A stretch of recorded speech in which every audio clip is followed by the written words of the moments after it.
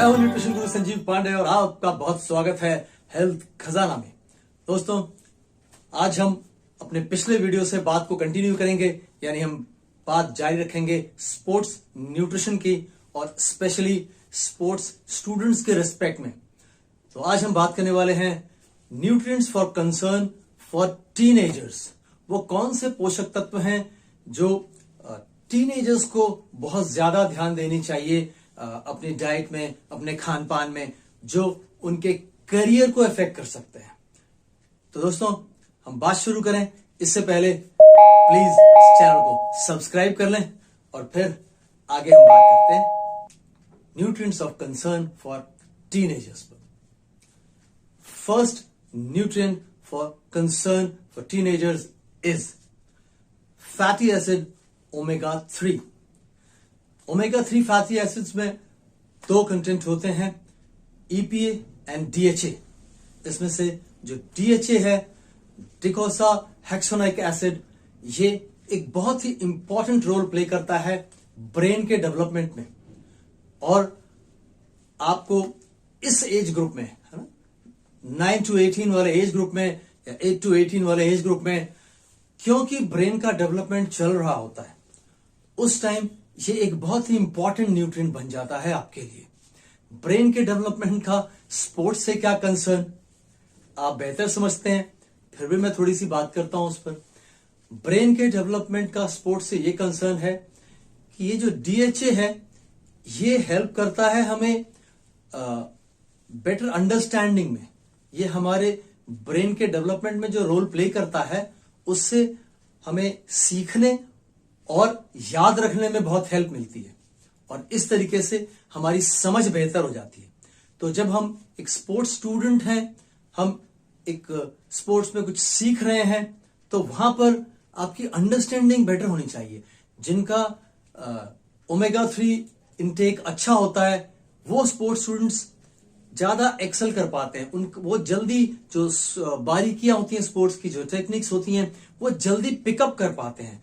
उनके कोचेस उनको जो सिखा रहे होते हैं, वो जल्दी उसको समझ पाते हैं, उनकी अंडरस्टैंडिंग बेटर होती है, जिसकी वजह से ये एक इंपॉर्टेंट न्यूट्रिएंट हो जाता है जो आपकी परफॉर्मेंस को आगे चल के डायरेक्टली इफेक्ट करता है। तो दोस्तों, अपनी डाइट में ओमेगा 3 का बहुत ध्यान रखना होगा आपको। अगर आपको कुछ नहीं समझ में आता है कहां से भरपाई करें, तो आप सप्लीमेंटेशन ऑप्ट कर सकते हैं, लेकिन सप्लीमेंटेशन के समय आपको यह ध्यान रखना होगा कि आपके पास बेस्ट ऑफ द बेस्ट होना चाहिए। इस धरती पे जो बेस्ट क्वालिटी का ओमेगा 3 पाया जाता है, वो ओमेगा 3 सैल्मन फिश जो होती है, उसके पास पाया जाता है। 4-5 और तरह की फिशेस में भी ओमेगा 3 पाया जाता है, जिसमें से ज्यादातर हिंदुस्तान में नहीं पाई जाती, और सैल्मन फिश भी हिंदुस्तान में नहीं पाई जाती, अटलांटिक ओशन में पाई जाती है, जहां बहुत ठंडे पानी में -40 डिग्री तक टेम्परेचर होता है, वहां पाई जाती है। और उस टेम्परेचर पर भी उसकी बॉडी का खून जो है वो जमता नहीं, वो उसके पास जो ओमेगा 3 अवेलेबल है उसकी वजह से। तो ये आपके ब्लड सर्कुलेशन को बहुत इफेक्ट करता है, और ब्रेन ही वो ऑर्गन है बॉडी का जो सबसे ज्यादा जिसको ब्लड सर्कुलेशन की जरूरत पड़ती है।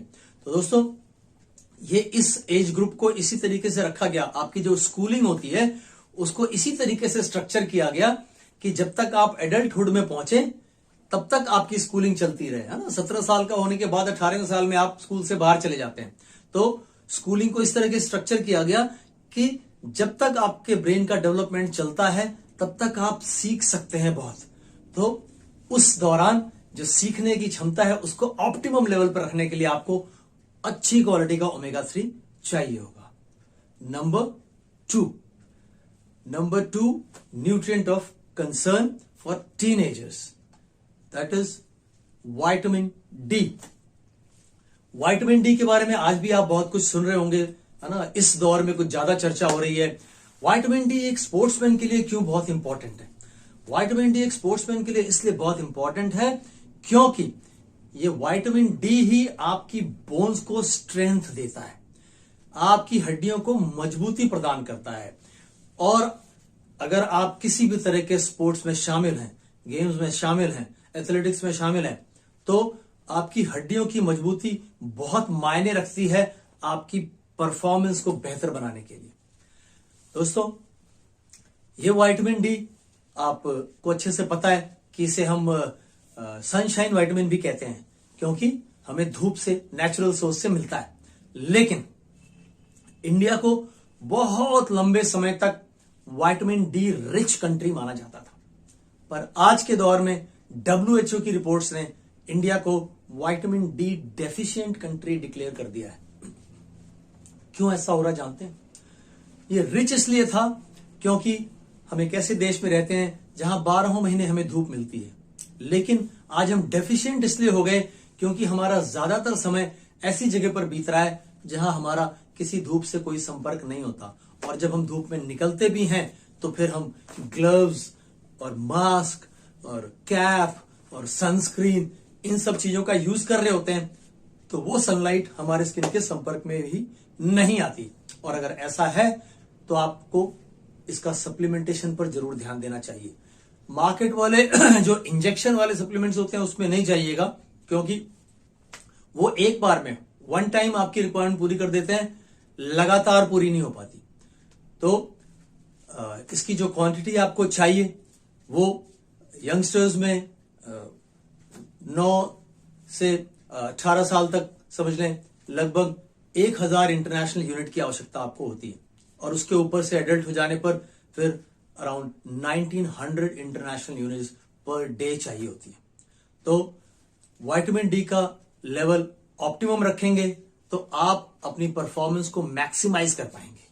मैक्सिमम परफॉर्म करने के लिए आपकी हड्डियों का मजबूत होना बहुत बहुत बहुत जरूरी है, क्योंकि आपके शरीर का पूरा ढांचा इन्हीं हड्डियों पर टिका रहता है।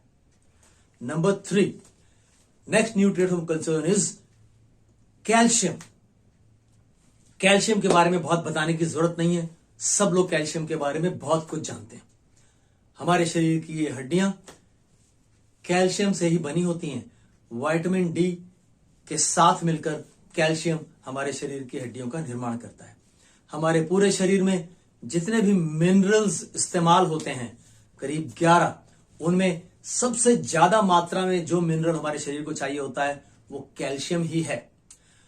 कैल्शियम के हमारे पास इंडियन डाइट में बहुत थोड़े सोर्सेस हैं। मेजॉरिटी लोग दूध पीकर इसी पे डिपेंडेंट रहते हैं कि हमारी बॉडी में कैल्शियम पर्याप्त हो गया होगा, लेकिन आपको थोड़ा और ध्यान देना पड़ेगा।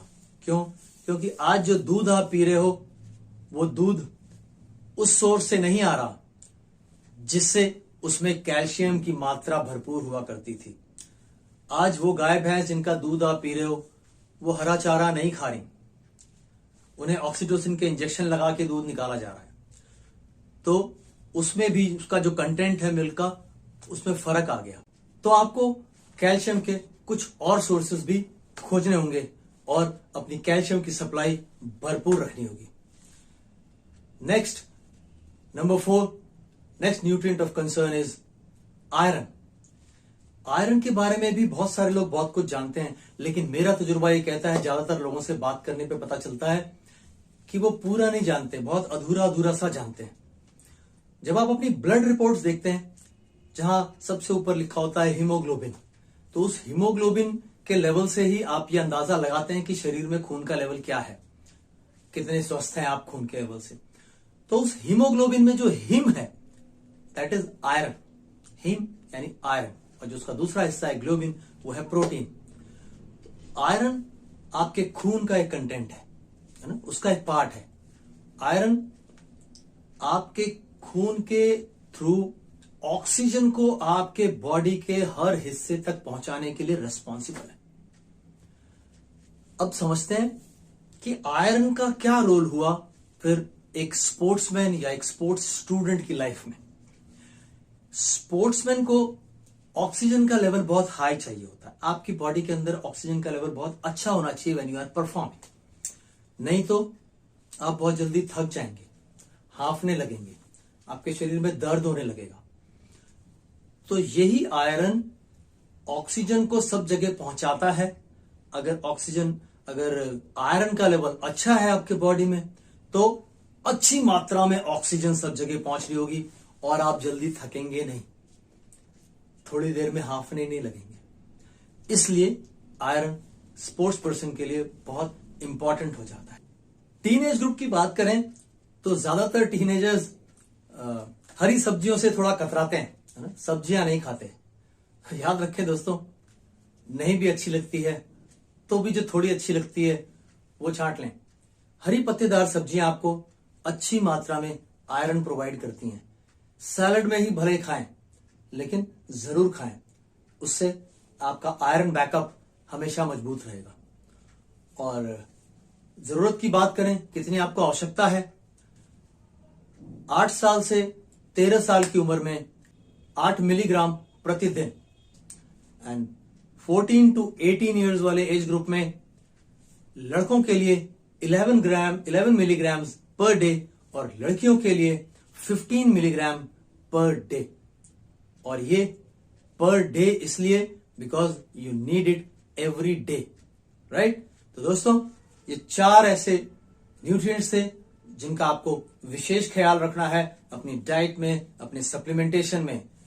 Omega 3 fatty acid, vitamin D, calcium and iron. Next video में हम बात करेंगे क्या खाएं। जितना इंपॉर्टेंट है उतना ही इंपॉर्टेंट है कब खाएं। तो हम टाइमिंग के बारे में बात करेंगे, about your meals and snacks. Practice या गेम से पहले क्या खाएं, कब खाएं, प्रैक्टिस के दौरान और प्रैक्टिस के बाद, गेम के बाद कब और क्या खाएं ताकि बेहतरीन रिकवरी हो सके। इस सब्जेक्ट पे बात करने के लिए अगले वीडियो में फिर मिलते हैं। तब तक के लिए स्वस्थ रहिए, मस्त रहिए। जय हिंद।